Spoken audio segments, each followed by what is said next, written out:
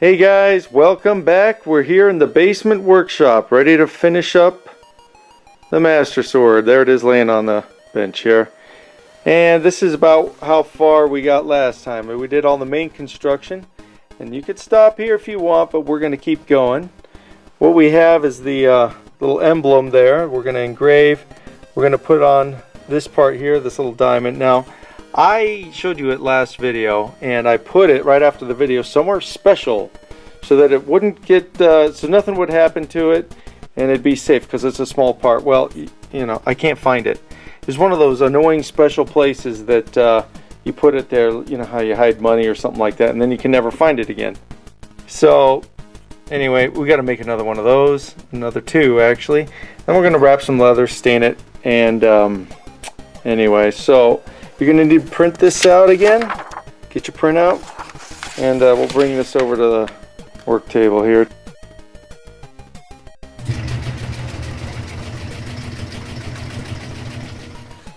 Alright, with your printout, you're just going to cut out this part here. You don't need any of the rest.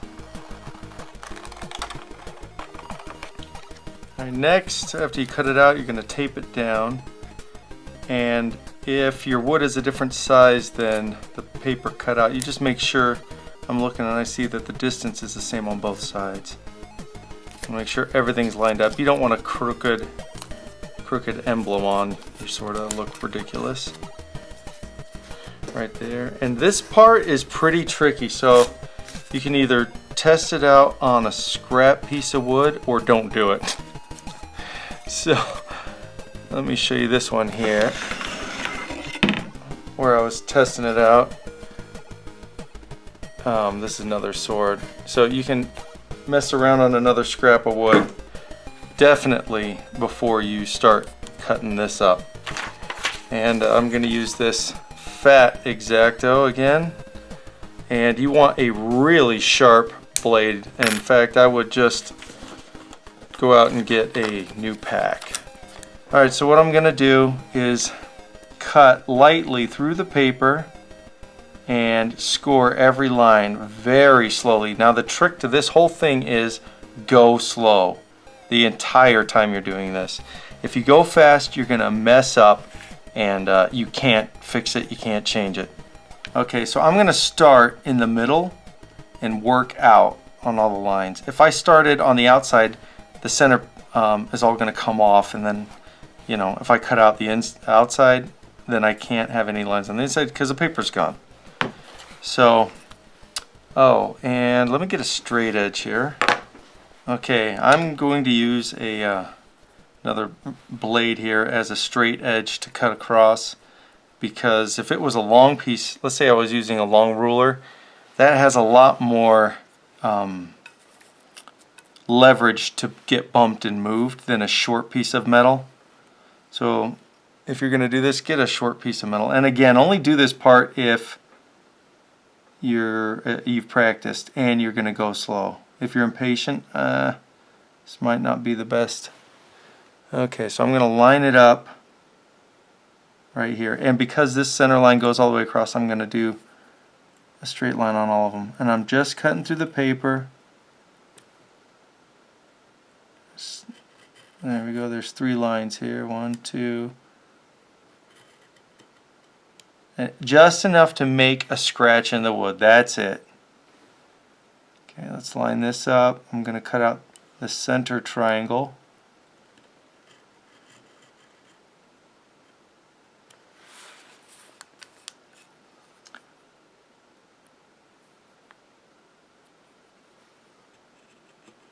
There we go. Slow, slow, slow, slow, slow. Oh, and not a lot of force. There we go, the center's out. If you use a lot of force, you're probably going to make a mistake. So now I can do all 3 of these triangles here.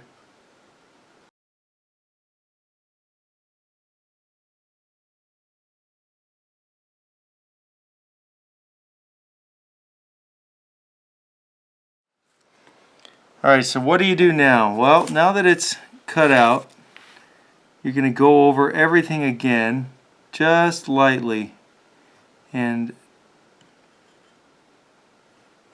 easy going.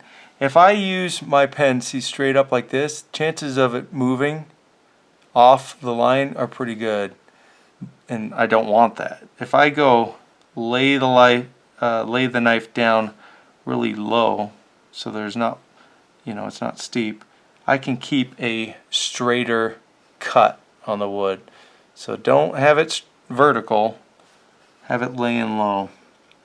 Okay, so this angle, it's a little hard for me to see, but I think I can do it. Okay, so I'm just going to go over the lines and just make them more prominent. Again, this whole process is slow. It's not hard if you take your time. You can do it. If you're impatient, yeah, it's not going to work out so good.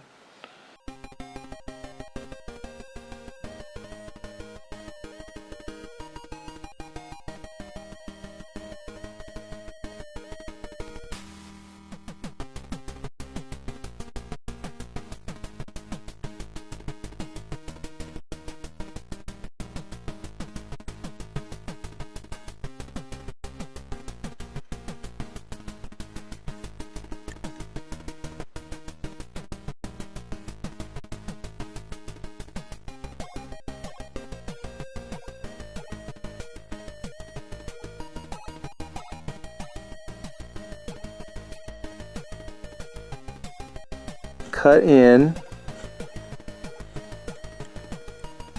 straight down just a couple times, and then go to V shape. So I have my blade angled. I'm just going to remove a little bit of material.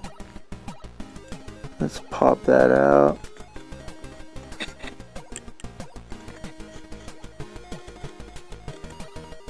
Once you get a little bit out, there it comes, come on.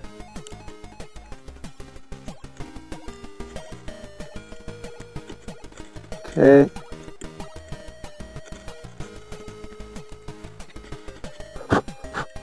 Okay, you can see I got a chunk that's out. Let's clear that. Now I'm going to use the entire width of this blade and use it like a chisel. You kind of cut this out. If you've ever cut a log with a hatchet, you know how you go notch and then you spin the blade like this, notch, notch, notch. Going back and forth. It's kind of what you're doing here. Now I'm going to take a slice, almost like you're cutting a slice of bread here, the whole thing. See that? So I got the blade at an angle here. It's not straight down, and I'm cutting a nice beveled notch out. I don't want to do too much, but I'll try and show you that again. See how you can get a long piece out? And it puts a nice clean V shape. Anyway, so that's what I would do if I were you. Alright guys, well I'm done now. That took about 45 minutes per side. And I think it came out pretty well. Definitely do angle full cuts on each side. So you're using the whole blade if you can, and slicing off chunks like you're slicing off slices of bread. And also remember to try on a practice piece. Okay, so let's go to the next part. Let's make a little diamond again. I cut out this center diamond there, and I'm using this 1/4 inch piece of poplar that we got last time. Except all I need is a scrap. So take a scrap and line up one of the edges of the diamond on that. That way that's one edge that I don't have to make straight. Then I'm going to take the knife, and just like we did before, I'm going to make a line with the X-Acto blade. I can get a more accurate line with a cut than I can with a pencil. Pencil lines can be kind of fuzzy when you're trying to be super accurate, but if I use this blade, I can gouge in a super thin line. Oh, I moved it, darn it. It's okay, I'll just line it back up. Just going to cut off some of the excess here. I'm going to use the belt sander again to shape this. First I'm going to shave it down right to the lines that we scratched in. This is 120 grit sandpaper. And then after that I'm going to start beveling the edges, you'll see it.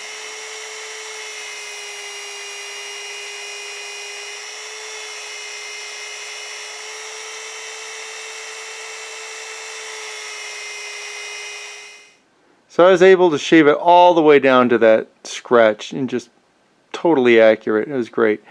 Next I'm going to press these down and shave all the way till I just reach this top edge. And then go to all of them. And then it'll get close to a diamond shape but won't be perfect. But then I'll see where I need to do a better job. So.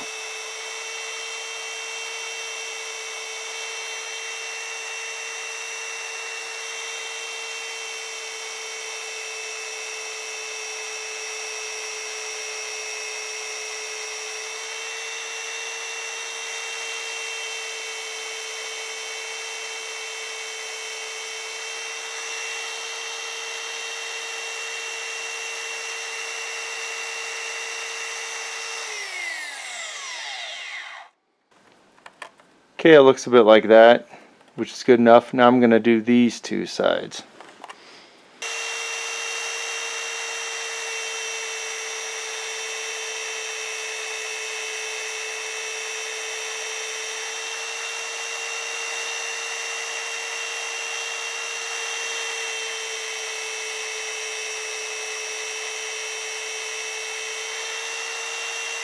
Alright, so now you can see what it looks like here. I got to meet these up on these sides in the middle, so I'm just going to do this side and then switch it around.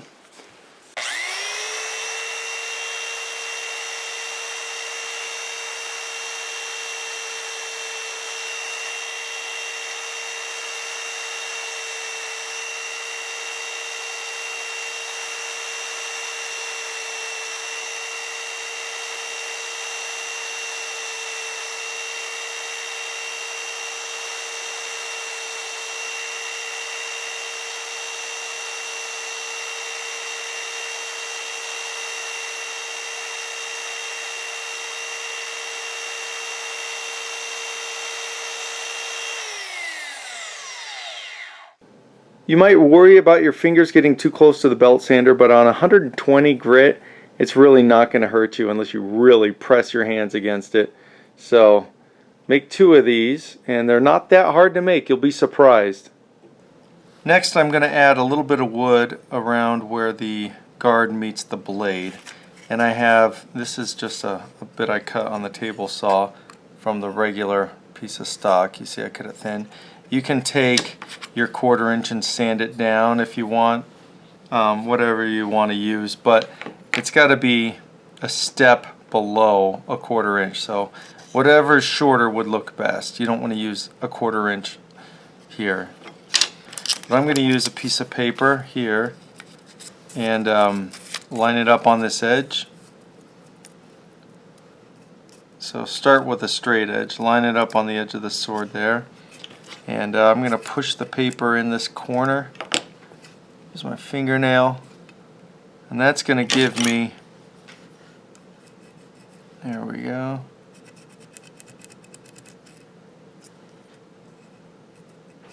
Now I know exactly what shape to make it. So I'm just going to make it up here. Just draw a curve like that. That'll work. Now that's the shape I need to cut out. Now just trace it onto the piece of wood you're going to cut from. I'm going to leave this piece here, excuse me, because I want to be able to have some elbow room. I can just shave that off with a knife later.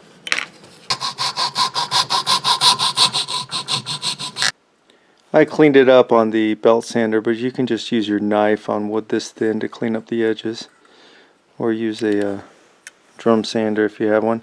Now I can see where the gaps are, and I can just draw in here where I need to take off a bit more material. And because I left some on this edge, I can sand that down or cut it down with a knife. And I still have a lot to play with. Perfect. There you go. Can you see that? Nice match. Alright, so I just need to make 4 of these, and I'm going to put a little on the sides.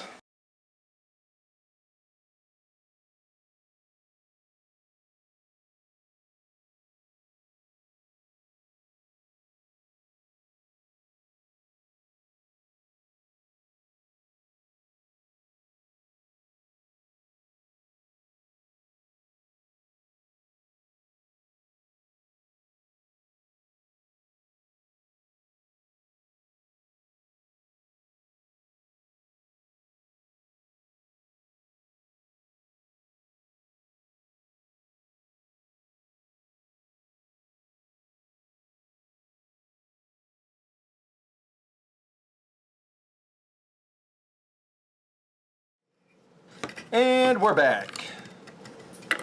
I went to bed at 4:30 last night working on this. That's pretty late, and I'm feeling it now. But finger's doing fine. I know you're concerned. You can see here. You can see here how these pieces stick up too high, so I just shave them down. You can see how green this wood is. It doesn't match, but it doesn't matter because we're going to change the color anyway. That's how the difference between color of different boards of poplar. So I'll clean this up and we'll skip ahead.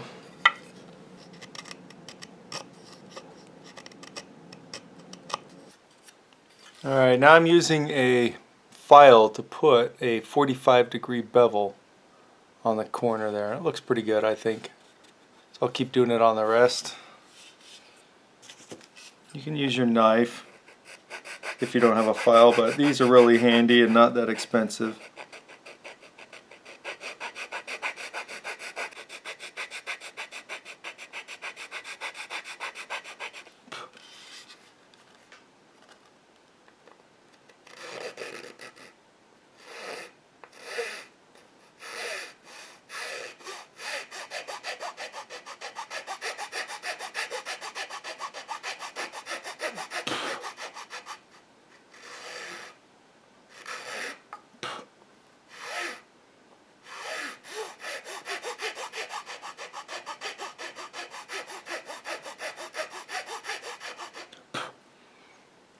Alright, so here we are with this sword. I think it looks pretty good. We put the wood on, we put some of the engraving on. It's great. Now what I want to try and do with this is make one that looks just like stained wood and not all painted up.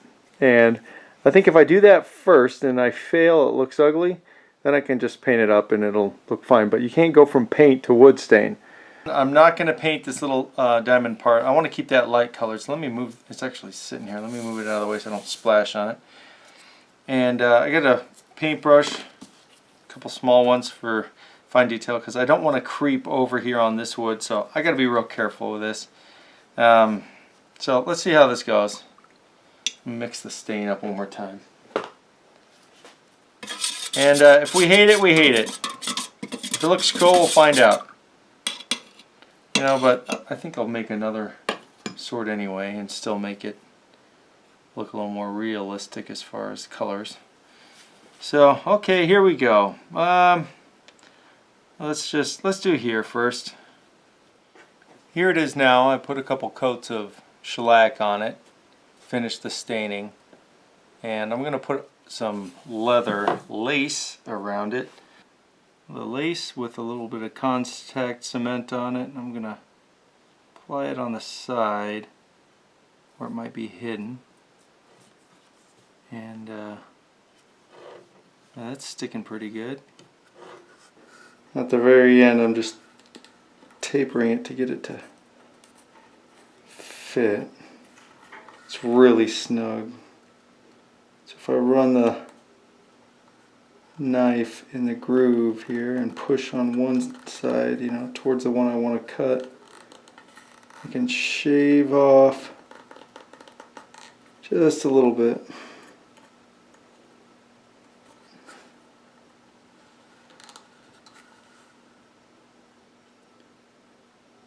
Alright, there's the leather grip. It worked out. I had enough and it's wound on pretty tight.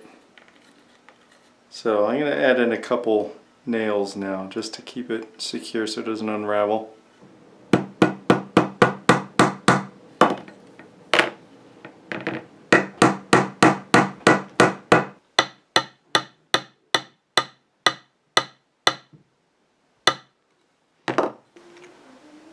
Okay, these diamonds are just going to go on with a little super glue. Alright, like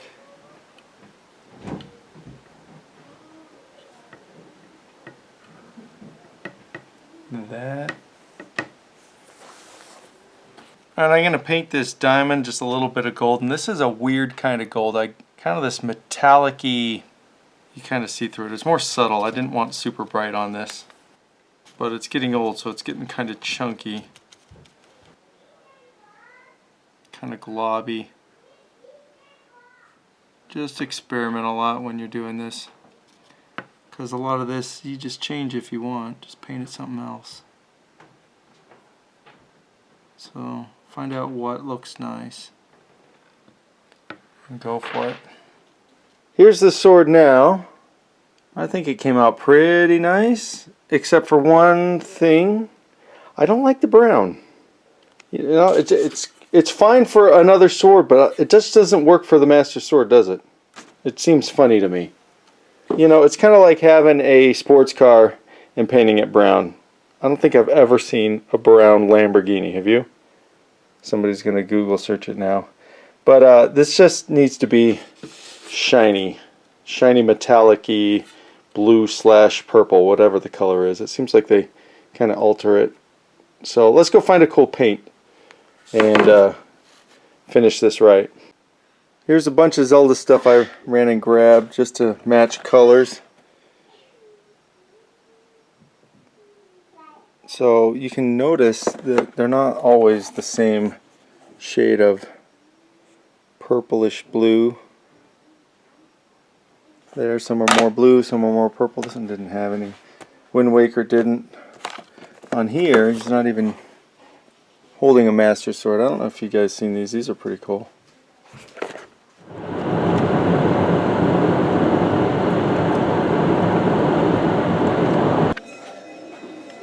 Okay, out of these ones, these look okay. They got a bit of reflective glitter in them, but I'm not totally happy, so I think I'm going to go to automotive store and see if there's something a bit closer to that color. Alright, now I'm in the auto store, so there's some cool colors here. Looks close, but it's not going to work. Well, this is cool, but too purple. That would be awesome. That's really neat. Let's see, I'm going to take a bit, see if I can find the right one. Okay, this is what I ended up buying. This is Sonic Blue Pearl. So I got this at an automotive place. If you go to Lowe's or Home Depot, they just don't have much selection. I wish this was a little lighter and a little more purple, but I'll keep looking, but I'm going to use this for now. So another thing I thought of doing is, since I'm here, let's pull out this nail. I'll measure how long this wrap actually is.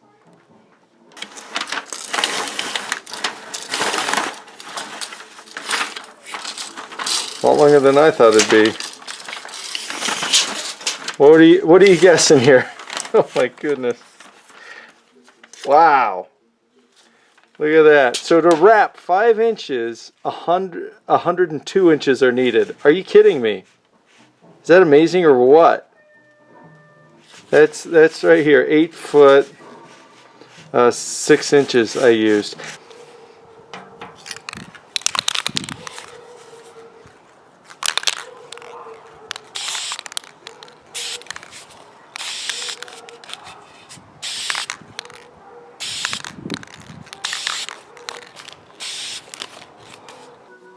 Alright, now I'm going to use some Tester's Gloss Enamel. And I've had this since I can remember. This is just old model paint. And it looks pretty good. So we'll just give these a coat of gold on both sides.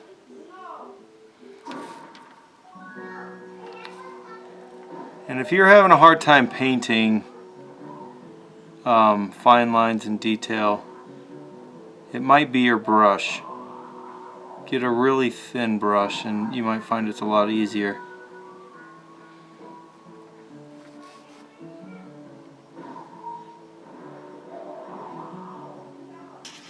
I'm going to try this brush, it's even finer here.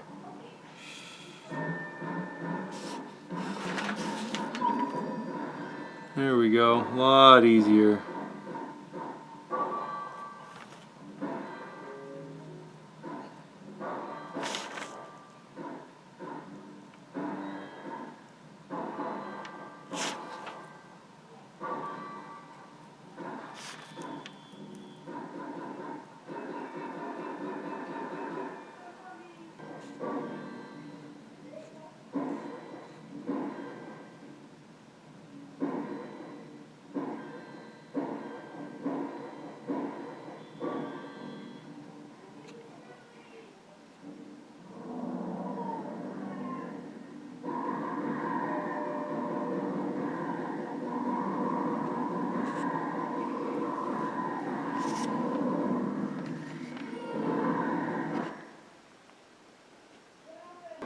I think this is starting to look much better.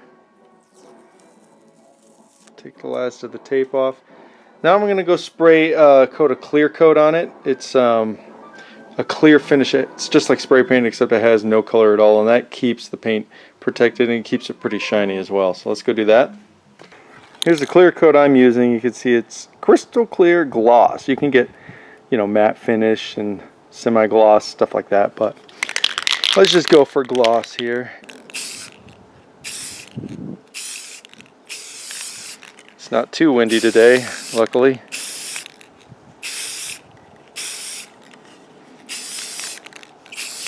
And I'll probably do just 2 coats of this.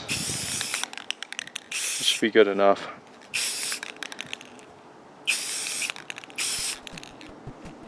I'm spraying it till it looks kind of wet everywhere.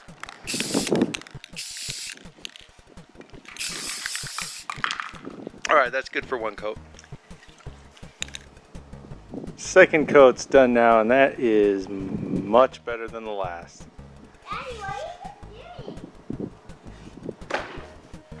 Alright guys, that's going to do it for this project. Let me just clip on the mic here. I think it turned out pretty good. I'm happy with it, and I really think that ditching the brown and going for the real colors are made this a lot better. I think it looks pretty nice. What do you guys think? Is that good enough? Can we stop here? I know in the first video I said I'd make one that you wouldn't mind swinging around, but the more work you put into it, I really doubt you're going to be sword fighting with it. One thing that I'm real happy with is the automotive paint. This, I don't know if it shows up that well on camera, but especially in the sun, it has this really cool almost anodized aluminum kind of look, and just sparkly. It looks really neat. The gold came out nice. It looks better in the sun than it does right here. And I think this part came out pretty good too. The emblem. What do you guys think? Let me know. If you want this to pop out, you can't see it too. It doesn't show up that much. But if you wanted yours to pop out more, after you've sealed it with lacquer or whatever you're going to seal it with, rub in some acrylic paint, and it should go into the grooves. Then quickly wipe it off. If you need to, if you didn't wipe it off quick enough, you can use some rubbing alcohol, wipe off the extra, and that would leave the paint in the grooves and it would pop out a bit more. But anyway, I hope you guys try one of these. This would be cool if you did. And if you do, send me some pictures. I want to see it. And especially if you make it look different, that would be fun. I tried different and I didn't like it. So I changed it to this, and that wasn't that hard, so it wasn't that bad. One thing I couldn't find was green lace to wrap around here. Not a good green, it was ugly greens that I found. So I'm gonna have to hunt some down. There's some other ideas I want to do to this and make this cooler and more fun, so I'm sure we'll do another Master Sword video in the future. But again, if you got pictures or something you want to send, if you guys have done this, click the About button or link on this YouTube page, and you can see the Facebook links and stuff like that and get in contact, send pictures through that. Also, on the About section is if you guys want to support this channel, you can send some money by clicking the support button, and that'll help me get maybe a wireless mic. I'd love a wireless mic. It'd be easier to film. I wouldn't tip the camera over as much because I'm tethered right now to the camera, which is okay when I'm sitting and talking, but when I'm woodworking and I yank over the camera and it smashes on the ground. It hasn't broken yet. But the ground is, the camera's hit the ground a lot, so I don't know how long I'm gonna go. But it's all right. So again, you guys don't have to send money. I'm not begging for money, but some people say, hey, this is cool. I want to send the guy something, and that's how you do it, if that's what you want to do. I got some questions. And actually, the first one's not a question. This is, and he's commented on a few videos. This screen name, I don't know his real name. His screen name is original name. And he says a good rule. Oh, he's talking about, remember in the first video I said, how long do you make these swords anyway? If you want to pull it out of a scabbard, there's no way. Watch, I'm going to lock my hand on my back, and let's pretend that is where the opening of the scabbard is. Let's see, I'm going to pull it out. Maybe I could pull this out of a scabbard, but super uncomfortable, and I would probably, if I was in a real sword fight, be dead by then. So he's got a suggestion on how long of a sword you can have to pull it out of a scabbard. He says a good rule to follow is the whole sword from the point to the pommel should be the length of your whole arm. Okay, so I'd have to cut off like half a foot or a bit longer. You would want the length of your arm, that way you can put it in the scabbard and take it out really smooth and quick. But also it depends on the scabbard, obviously, if your scabbard's a different shape. But hopefully you find this useful. Thank you for being awesome. Anyway, thank you. That was a good comment. Here's another one. This is from Epic Row. He says, hi, I recently made a wooden sword and it was super fun. However, I didn't have the tools of a woodworker like a lathe. And I know a lot of you don't. Most people don't have a lathe hanging around. But I had all the tools for the regular wood sword. You remember the one we made first. Being a huge Zelda fan, I obviously want to make this, but is there any substitute for a lathe that I might already own? Thanks. Epic Row. Yeah, you can, I mean, there's no rules. You could do it however you want. What I would do if I didn't have a lathe, I'd have to think about it. Maybe we'll make another video on, I thought about making another video on the first sword as well. A lot of people said, hey, I have no power tools. How am I going to make this? And so I think I'll do another video on the first sword first on how to make it with no power tools. And then on this one, it's a lot more difficult, but there's always a way. I think one idea would be to get a dowel. This is about an inch, almost exactly right now. So get an inch dowel. You could get a double-ended lag bolt, and that's threaded both sides, and just twist it on. So you'd have to come up with, you know, screw on a piece of wood here or carve it here, and then you can screw that on there. That'd be an easy way. You could carve this part. That wouldn't be hard. I'd do something like that, but we'll make another video, and I'll try to do one without a lathe. See how easy that is. But anyway, thanks for that question. And here's this came through Facebook. It's from Brian Blair. He sent some really cool photos. He says he made these shields and swords for his kids at Christmas, and they came out really well, don't you think? I really like, I mean, that paint, the silver and gold, and the artwork that he has on the shields looks really awesome. And I don't know if you noticed, but he said he also made those cloaks as well. So he's got a whole outfit.